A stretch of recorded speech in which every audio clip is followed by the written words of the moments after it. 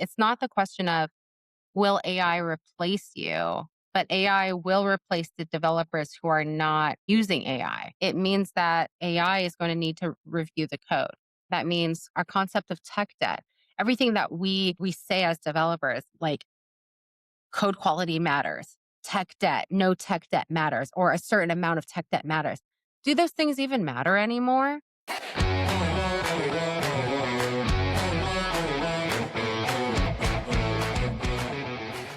Hello, everyone, and welcome. My name is Alex. And my name is OP. Welcome to AI on Fire, the podcast where ideas sparks, code burns, and the future of AI take shapes through the real stories from the people behind it. So every fire has three elements: heat, fuel, and oxygen. Control those and you control the flame. That's how we think about AI too, not something to contain, but something to shape. And today we are zooming out from individual engineers to the bigger questions. What happens when AI adoption is bottom up, faster than leadership, faster than policy, faster than structure? Guest has been thinking deeply about this problem, not just from tooling perspective, but from a leadership and system perspective. Tracy Lee is CEO of this Dot Labs, a longtime open source leader, Microsoft MVP, and some other multiple titles, right? So Tracy spends years helping teams scale modern engineering practices, and now she's focused on what it real takes to scale AI without. Tracy, welcome to the show. Thank you. Thank you so much for having me, y'all. We're actually starting with a fire drill. We'll have 10 rapid questions, short answers only, or just complete the sentence. If you're ready, we'll just get to it. All right, ding, ding, ding, ding. So when you walk into a company using AI today, what's the first smell that tells you, seems something is going wrong? When they are just using it for testing. What's one AI habit you'd want every engineer team to adopt immediately? Being open to experimentation every day. What is a faster way a leader can accidentally slow team down with AI? A leader can accidentally slow a team down with AI, putting too many guardrails in place. And if you had to draw one guardrail around AI use, what would it be? If I had to draw one guardrail around AI use, it would be to not limit the number of tools that engineers can use. I love it. Just be open to with everything, right? So what is the sign that teams actually using AI a lot, but learning very little? All I can imagine here is just a lot of code that's not being reviewed. So maybe it's just a lot of code that's not being reviewed, like the processes aren't put in place yet. All right. So finish this sentence. AI adoption fails when? Leaders don't understand what AI truly is doing within the organization. Or you're not open to experiments, right? What is a practical example of enablement that actually works in real life, real teams? One-on-one pairing to help the naysayers become champions. Where should companies not be using AI? It would be that humans still need to review code that AI writes, but I feel like that's changing so fast. So I'm going to say that now, but next week I could change my mind. How about placing the food order for you or something like order 10,000 pizzas? So what is the easiest AI win most teams are still missing? Well, using AI to write your tests and then also code reviews, having AI in your code review process. One thing every leader should stop saying about AI starting today. Stop saying about AI. Yeah. Treat AI as an intern. What should they tell in opposite? Treat AI as a partner. Enabler, right? Mhm. Awesome. All right. Thanks. The fire drill is over. So we can get to the next section, the spark. You've been part of multiple tech waves, right? Open source, modern web, cloud, now AI. Looking back, what experiences most shaped how you evaluate new technology shifts? How I evaluate new technology trends. Yeah. I think that every time something new comes about, there's always this sort of trend to sort of have to go through the waves of evolution, right? So when something happens, you have a lot of the early adopters, and then you have sort of this period in which, okay, now all of a sudden it's becoming a little bit more mainstream. It's becoming a little bit more the norm. More people are adopting it. I think there's a lot of pushback, right? I mean, if you think of, developers who are listening or leaders who are listening, if you think about just teams adopting a new technology, it just takes so much time for even just one human to overcome all these, you could even call it like the seven stages of grief, or like the seven stages of AI adoption. I actually have a talk on the seven stages of AI adoption. So I think having to go through that and just like, since I've seen it so many times, like having the patience for everybody to come along, right? Like everybody thinks, oh, I'm really far along, or oh, I'm really far behind. But really everybody is just sort of at the same place. They're just sort of like in this part of the curve, if you will. So I think, we as humanity, we as a society, as a developer society even, are really kind of all in it together. And I think that's something that people need to realize. And with AI development, AI tools becoming day-to-day or everyday companion or Yeah. a tool that we use. And due to the fact that you have been around for a long time and different technologies and revolutions, what felt familiar to you right now, and what felt fundamentally different with AI that it was like with cloud or any other waves that we experienced previously? Yeah, I mean, I think that now things are just speed. It's interesting because beforehand, actually, one of my friends, Sam Julian, who runs this AI newsletter, and he's run a DevRel newsletter for so long, right? Like for the past, I don't know, 5 to 7 years, let's say. And even he was saying it when he started transitioning over to AI, that he can't even plan content anymore. So before it used to be, oh, we're going to plan content. We have these 5 topics, and here's the things that we're teaching about specific technologies. These days, with AI, you have to get it out tomorrow. You can't. You can plan a week in advance. You can't plan weeks in advance. And so I think it gets a little bit more difficult for people who are sort of going about this. So this time it just feels so much faster, and it also feels like it's more life changing. Like this is actually changing our method of work, right? Like it's not just a small step, it's a really big step into the what's next. When I look at the future, and in that rapid fire questions you were asking about, one thing that I feel like people shouldn't do, which is this idea of, well, right now you should review the code that AI is generating for you. But I think one of the biggest roadblocks, or we can call it a roadblock, the biggest roadblocks right now is that the amount of code that's generated is going to be too much, and is already becoming too much for reviewers to review. And so when that becomes the case, what does that mean? It means that, well, I think AI is going to need to review the code. So what does that mean? That means our concept of code quality changes. Like, what is code quality anymore? Does it matter? Our concept of tech debt, everything that we say as developers, like code quality matters, tech debt, no tech debt matters, or a certain amount of tech debt matters. Do those things even matter anymore? Because when you can rewrite a feature in a day, or overnight, right? Well, yeah, I guess that's just basically it. If you could Yeah. rewrite something overnight. At some point of time, we won't even need to write code anymore, right? Because we can just use prompts to create features, and AI will be creating features for us. So Yeah. something will shift from feature development to something. Hope we will still have people around, so they will be using software or anything that we are developing. There's going to be, what's also kind of interesting is like, what I found is that developers are, so I found that AI is a multiplier. And, if you are what I mean by this is good developers are going to become better developers. Bad developers are going to stay bad developers or become worse developers, right? There's a conversation right now that I was recently having with an engineering manager, and she was talking about, man, we actually don't like to give it to the junior developers because then it just generates a lot of code, and, it's not great code. And so she's found that just giving it to the seniors is actually more effective.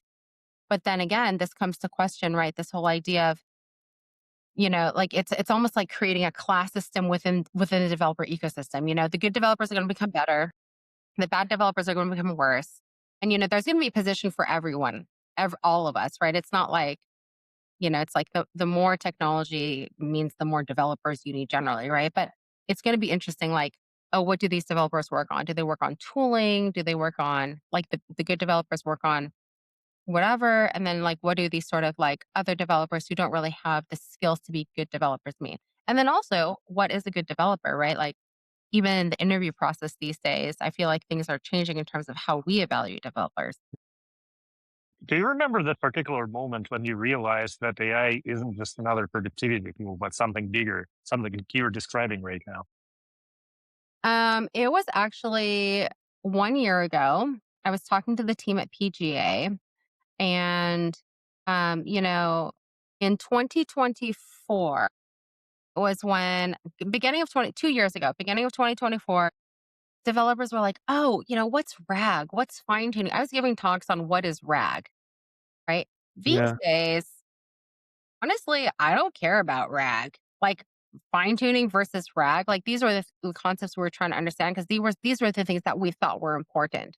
I think for general, like, application software developers these days, those concepts are, like, important to understand, but understanding, like, the LLMs and the models and the tokens and the blah, blah, blah doesn't matter as much as, like, really using tools, right? Because now the developer tooling ecosystem is so strong.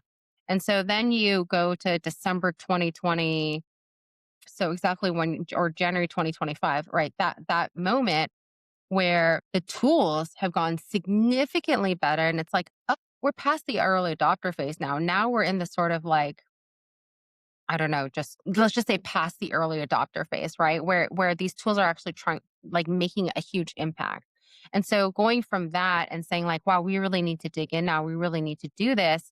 And our team at this dot is, we're a software consultancy, but we very much focus on educating people around us, right? We believe in making the developer ecosystem a better place. And so this idea of educating developers on AI is something that's very near and dear to our hearts. And so we're like stoked because Mhm. this is our favorite thing to do, right? Like educating developers, enabling developers, making them better. That is truly what I believe AI can do. But it was exactly a year ago that I felt that sort of shift when all of a sudden it clicked and the tools were good enough to start really adopting, right? And then the past 12 months has been, well, how do you get 99% of your code generated by AI? 99% of y'all's code generated by AI. So you said that you're teaching or consulting developers how it's changing, how the market is changing, right? How to use AI tools. How about the leadership, right?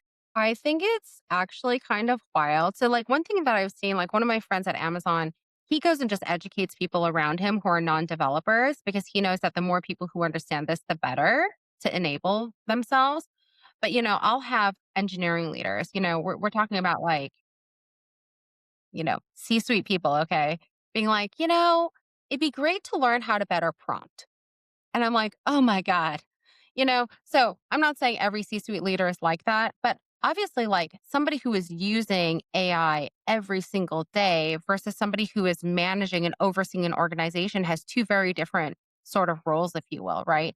So I think it's really important to have leaders understand what this tool actually enables and what it allows you to do, sort of like on a high level, and actually get into it and really, understand it on a high level, like not go as deep as, developers, let's say, do. I think that when you look at different organizations, everybody's trying to do it in their own different way. So some leaders will say, you know what, okay, from the C suite, there is a mandate that 30% of all the code needs to be generated by AI. And so now that floats down to everybody else, right? Like, okay, if 30% of all code within the VP's organization needs to be generated by AI, that means like the managers, every manager needs to have a certain percentage of their code, meaning every engineer has to have a certain percentage of their code. So I've seen things like that. And the question is, well, is that truly like the way to go? And then I've seen other parts of the organization where everybody's just frozen because they're just like, well, what's the cost and what's the ROI? So I think there just still needs to be a lot of education within the space. And the organizations that have brought us in as a company who really understand it are like, yeah, this is just like an agile coach coming in, right? Like if you guys remember back in the day, there were agile Yeah, coaches and scrum masters and, coaches and yeah, things like that. It's kind of the same. And honestly, a lot of folks equate it as well to change management. I think I see a lot of organizations who are just saying, yeah, everyone's adopted it. So they've rolled out a tool and they're like, yeah, it's working.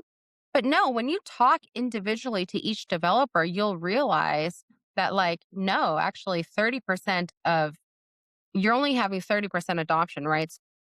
The companies, a lot of organizations who are further along have fully rolled out the tool and have gotten to 60, 70, 80, some percentage of adoption. But now the big question for them is, how do I turn that adoption into actual ROI? And so I think being able to track those metrics, being able to understand them, being able to understand like whether it's like quality or velocity improvements, this is the big thing that 2026 is going to bring us and that we as a community are going to gather around and understand. yeah.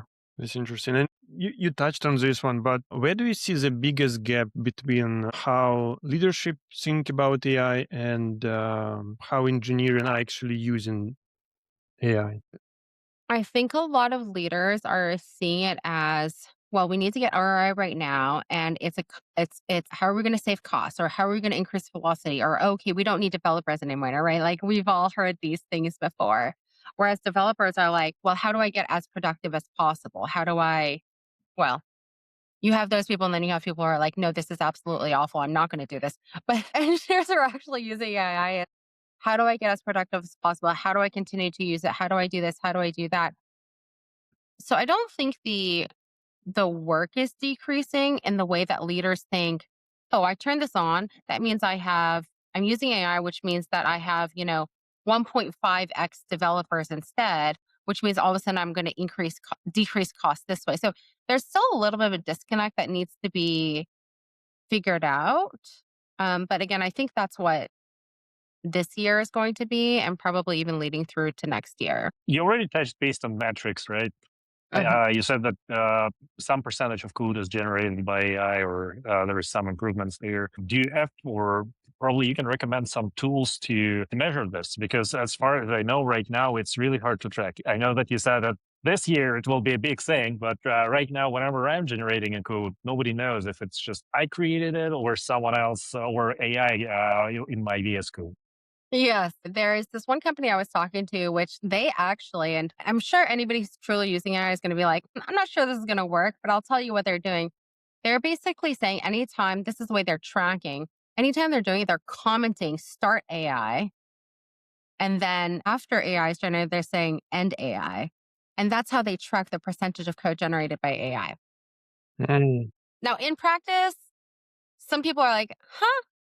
But I don't know. I mean, like, I'm not within that organization. I don't know how well that's working. A lot of companies are just using the tools that are already there. So, VS Code gives you metrics. A lot of folks are just like using Jira metrics, right?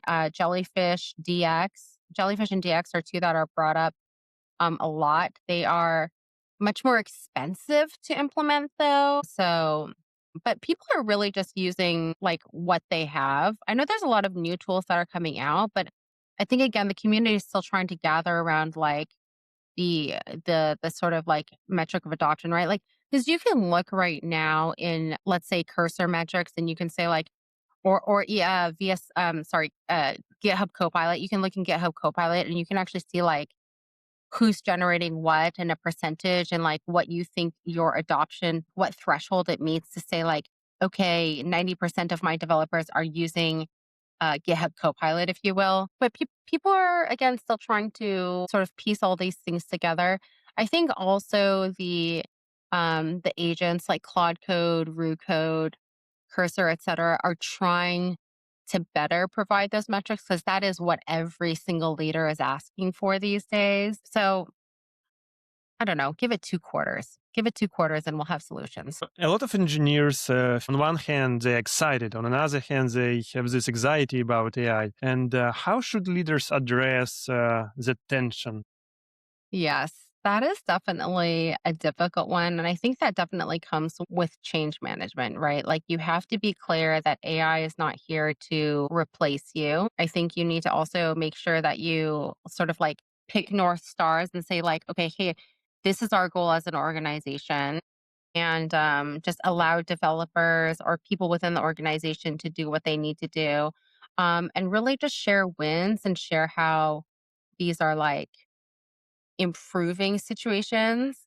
Um, you know, we haven't found a better way to do this because you think about larger organizations, right? Like if you have a team of, 7,000 developers, the question is like, okay, well, how do you effectively scale AI adoption? And I I don't think the best way is going to be like the best way is not like, hey, we're going to roll out these online courses that you can take to generate AI, right? Like the best way is the one-on-one pairing. The best way is creating those AI champions. The best way is being able to sort of again have some sort of change management or your managers are being able to empathize with the people who are scared and help them feel safe with the AI adoption. So all of that stuff sort of needs to happen in sync, but we're dealing with people, right? So Yeah, um it's just what do you do? I mean, it's almost like a layoff thing. Like, how do you deal with yeah, like, oh, the economy's changing? It's kind of the same vibe. yeah. That's Now we're interesting using because, cars like, instead of horses, right? and when you hear a lot of noise from leadership, that okay, we cut 4,000 people, we cut 5,000 people because of AI. Like, and on the other hand, that okay, let's start using AI. And, like it's like you start killing yourself or like digging a hole under you. Right. So it's interesting. Well, the reality of it is though that AI is here and us as developers, we either work with it or we don't. So it's not is AI going to this is something that people started saying last year. It's not the question of will AI replace you, but AI will replace the developers who are not using AI. Because all of a sudden, right, like if a mid-level developer is doing more work than a senior level developer because that level developer is not using AI, that mid-level developer is staying and that senior level developer is going. Right, right. So it's like not about AI replacing, it's like about engineers who are using AI for productivity and Yes, will replace you exactly. Exactly. because you will be slow, you will be behind the curve. Yes. Yes. Yeah. So looking ahead, what's the biggest shift you expect in how companies lead engineering teams? I just feel like there are going to be so many shifts, but I think things are just going to move faster. I think 2025 felt really fast to us, at least for me and my team, because we're just at the forefront of AI, right? And things are changing every single week, right? I mean, Yeah. it's just wild. Even in my day to day, I've been using ChatGPT and Gemini for interior design stuff. So 1 week prior, I said, wow, ChatGPT is awful for interior design. I have to use Nano Banana, Gemini's Nano Banana to generate images. And Right. then, a week later, all of a sudden GPT 5.2 came out, and all of a sudden GPT 5.2 is sometimes better than Nano Banana on generating these images. So the thing is, right, like, and I think like leaders are so used to planning within quarters or half years. And so even when you think about MCP is only a year old. You know, back in, let's say, I don't remember when exactly, there was this content going around that like MCP wasn't secure. Like MCP is not secure. Okay. Like leaders hear that. And then basically they've said, no, we can't do MCPs. Okay. 2 weeks later, all of a sudden, this whole idea of MCP not being secure is completely gone. And so, but then all of a sudden, this organization is 6 months behind because they've decided to eliminate the idea of MCP. And it took, I mean, for us, we were within the organization, we said, actually, here you go. Like, actually, you should be doing MCP. And then, like, things changed, but it still took like 3 to 4 months for that change to sort of percolate, right? And for them to start releasing MCP stuff.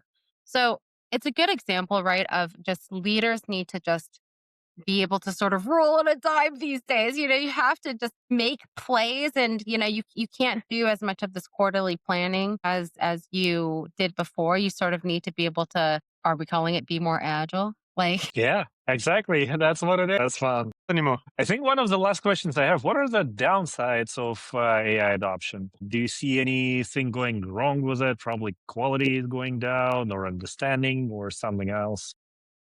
I think the downsides of AI adoption are just that if you are the type of person who is going to just copy paste something and um And pray. right along, if you will, right? Like, so the average developer, or like, the developer who's just kind of there and phoning it in, they're just like, whatever, they're there and they're getting their ticket done and they're not really contributing, and you feel like that developer could do more work but they just not motivated, and et cetera. Those types of developers, like, are not going to exist anymore. So you can't do that anymore. You can't be that. And I feel like that's a large, like, I don't it is it's the large majority of developers. Yeah, I And believe so, yes, especially in corporate. yes, exactly. And so I think that the downside is, a lot of those developers are definitely going to lose their jobs if they don't change their mindset, right? Because it is a mindset change that needs to happen, but you can't just phone it in anymore. And so that's bad for them. It's good for the other developers, I suppose. Great. All right. Anything else that you would like to share with the audience? Well, we do a lot of online events. I mean, we obviously do, AI consulting. So if you are excited about AI enablement, or you're thinking about how AI works within your CI/CD, like, definitely check me out on Twitter or LinkedIn. We do state of AI events as well. You can find that at AI. But every month we're doing a state of AI event. So we actually have one upcoming talking about how to create internal AI champions. But most of the state of AI events are actually in partnership with OpenAI, Anthropic, and Microsoft.